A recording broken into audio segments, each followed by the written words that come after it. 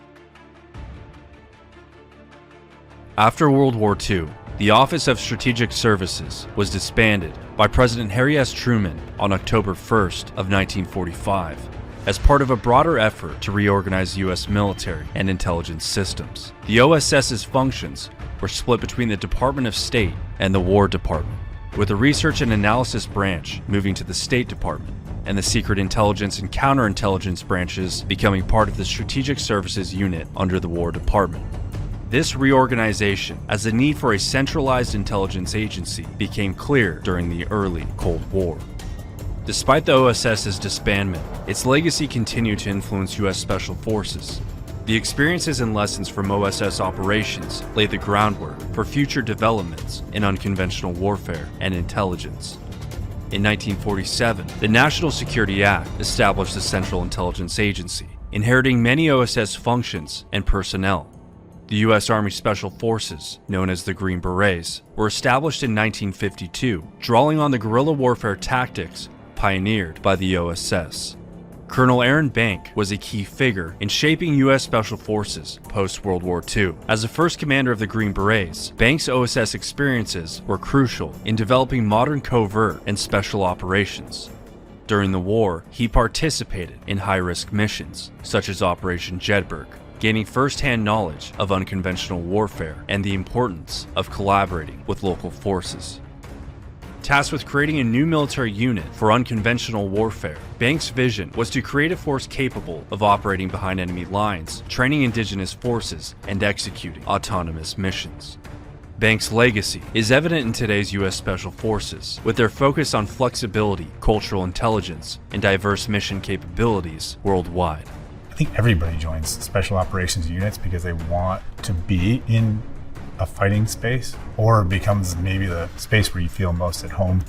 SF guys have to be comfortable being uncomfortable, and they have to be really comfortable at working through a partnered force, which is extremely difficult to be effective and not want to just like do it yourself.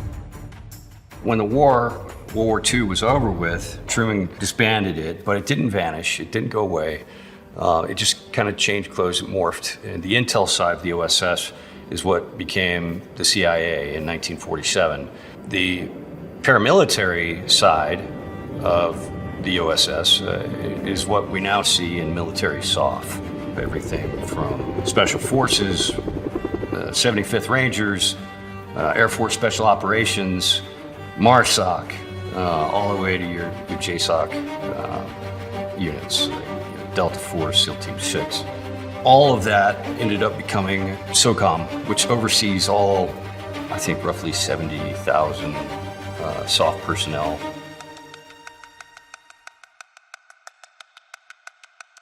The United States Army Special Forces, known as the Green Berets, were officially established at Fort Bragg, North Carolina in 1952. This elite unit was shaped by the experiences of World War II, particularly the operations of the OSS and the British SOE. Fort Bragg was selected for its existing infrastructure and its role as a major training center for airborne and special operations units. Colonel Aaron Bank spearheaded the creation of the Special Forces, envisioning a unit capable of conducting unconventional warfare, including guerrilla tactics, sabotage, and intelligence operations behind enemy lines. So you have to put everything into the context of the Cold War. You have to say, we're not going to fight a hot war, meaning a hot conventional war, because a hot conventional war means we're going nuclear. Can't do it, because we had this like very specific nightmare against the domino effect. You had these guys that were at the table like McNamara and a bunch of these other very prominent people in American history that were very conventional in the way that they were thinking around tactics.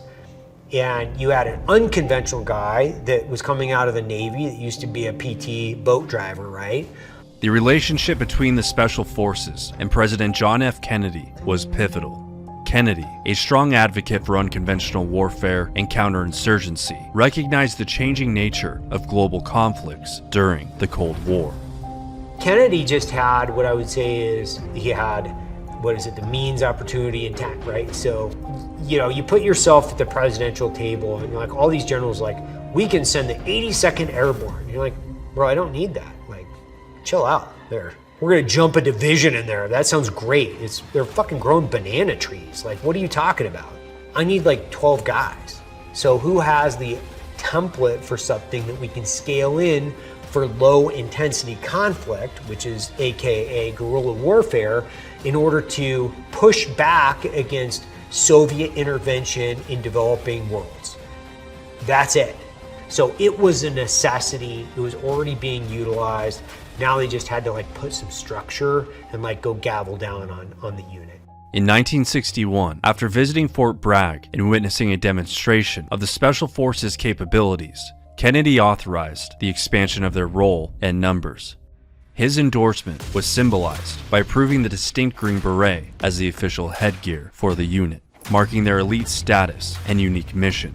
This endorsement solidified the identity and prestige of the Green Berets within the U.S. military and beyond, symbolizing excellence and innovation in military operations. To be fair, the headgear is essentially useless unless you're wearing it in a parade. It's like you walk around the fucking jungle with like a felt cap on, like a weirdo. I'm not a fucking Smurf. This isn't a cartoon. I gotta like wear real hats that actually like keep the sun off my head and like absorb sweat.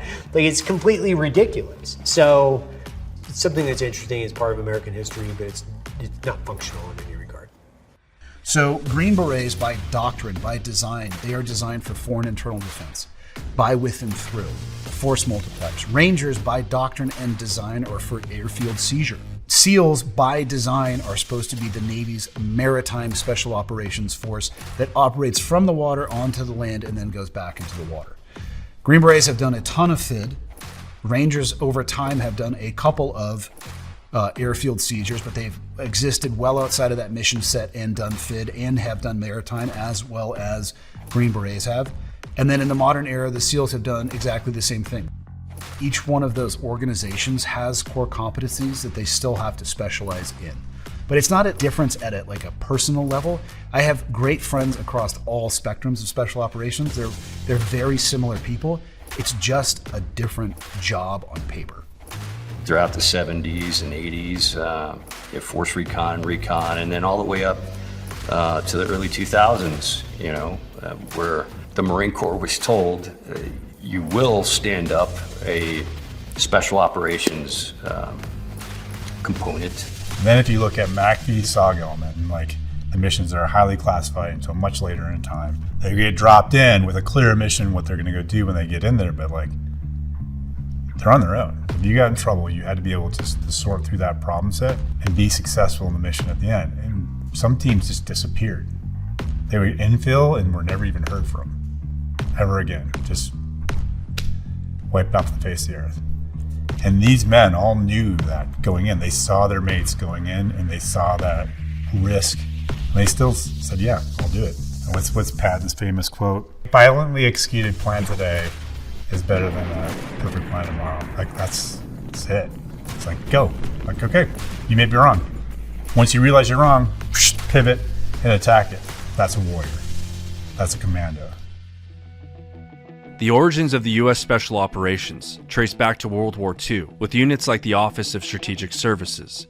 However, it was during the Vietnam War that Special Operations took on a more defined role, with units such as the Army's Green Berets, Navy SEALs, and Air Force Special Operations playing crucial roles in unconventional warfare, counterinsurgency, and direct action missions.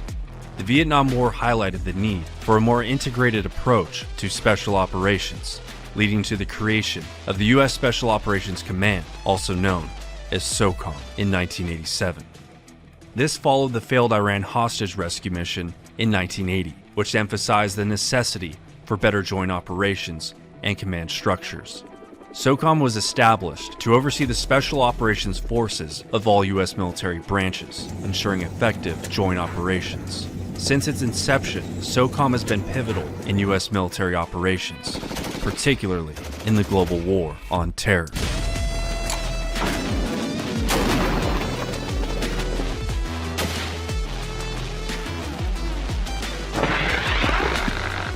So in 2001, shortly within weeks of the attack on the United States on 9/11, the U.S. launched two missions simultaneously One to go into Objective Gecko, which was Omar's house in Afghanistan. On Gecko, the 160th launched off the USS Kitty Hawk and flew 18 hours round trip, and they were successful. And I remember hearing the reports after that the Taliban were floored that we were able to do that we were basically playing in their backyard and they couldn't do anything about it. And to me, that's what Special Ops is all about. Special Operations Forces have been key in Afghanistan and Iraq, conducting counterterrorism, direct action, and unconventional warfare missions. Their ability to operate in small agile teams and adapt to rapidly changing environments has proven invaluable. And as global threats evolve, so do Special Operations Forces, as they are increasingly involved in cyber operations, intelligence gathering, and partnerships with foreign militaries to build capacity and counter emerging threats. The focus on joint operations, technological innovation, and cultural understanding ensures that U.S. Special Operations remain a vital component of national defense strategy, ready to address a wide range of challenges in the 21st century. You can trace these character traits all the way back to the OSS. And then peeling back the layers, you can trace it back all the way to Rogers Rangers. It's a fascinating history when you really start looking into how did we become what modern SOF is today? How did it get there? Man, it's really hard to nail down just one thing. It's just like this long chain of events that really served as kind of the spark or ignited the fuel and set us onto an incredibly awesome path.